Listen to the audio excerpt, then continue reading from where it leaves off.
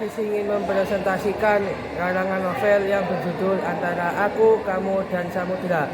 Kelompok ini terdiri dari saya sendiri, Muhammad Akes Alif Fairuzaki, Nuril Hidayat, Mab Lilianur Nabila, Vivi Siti Khadijah, Dinda Eka Maharani, dan Zahratul Munfarihah. Selamat menyaksikan. Bisa? Dulu. Keluarga Raden Adipati Sunaryo hidup pada masa penjajahan bersandingan dengan keluarga Edward I. Di Kadipaten Wonogiri, Raden Sunaryo sebagai bupati dan Edward sebagai bangsawan asing atau Belanda. Edward membeli setengah luas tanah dari wilayah Wonogiri untuk dijadikan kebun kopi.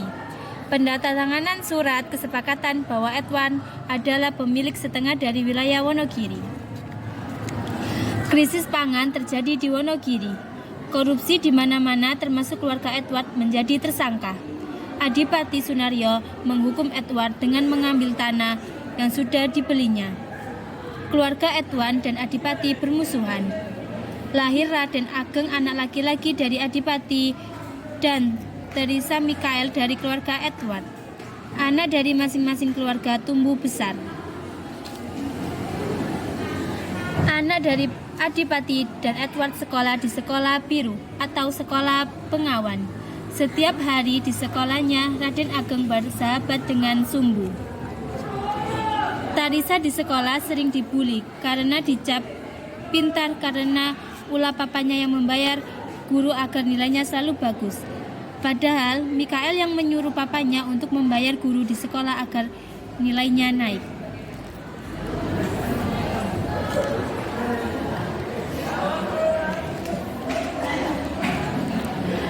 Raden Ageng Sumbul dan Tarisa adalah yang selalu menduduki peringkat 5 besar.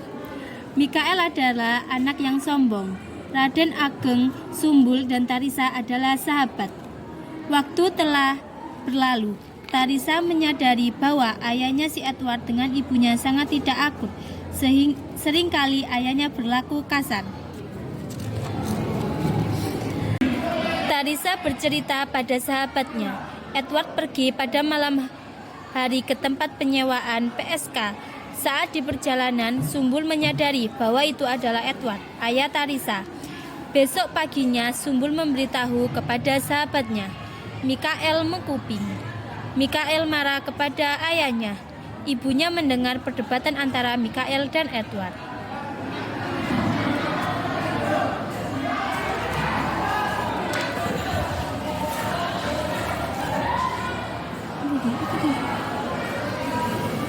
Ibunya menangis sedih lalu pergi ke kebun milik keluarga Edward. Ibu menangis dan memeluk lelaki dan wanita tua di kebun. Tarisa yang mendengar kabar kalau ayahnya Edward bermasalah langsung kaget. Tarisa pergi ke rumahnya. Tiba-tiba Tarisa melihat ibunya sedang menangis di kebun keluarga bersama wanita tua itu. Tarisa menghampiri. Malam harinya saat Raden Agung, Sumbul, dan Tarisa kerja kelompok. Mikael datang dengan kondisi mabuk. Mikael mengamuk. Edward dan ibu Tarisa membawa Mikael ke dalam rumah. Tarisa lanjut kerja kelompok. Tarisa punya ide untuk mencari tahu siapa orang tua yang dipeluk ibunya. Karena setahu Tarisa, kakek neneknya adalah orang Belanda.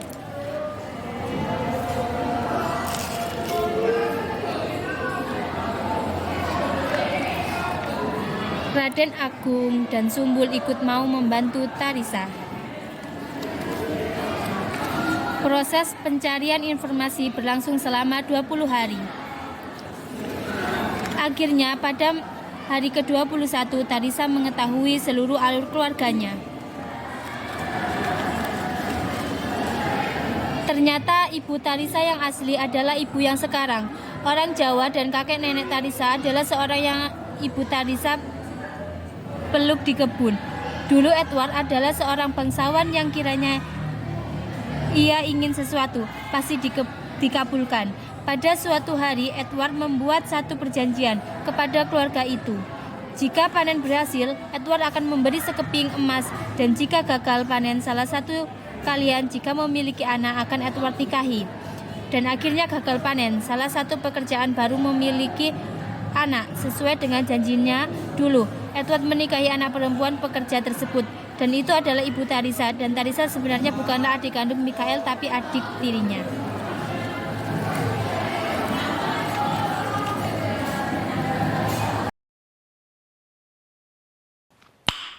Nice.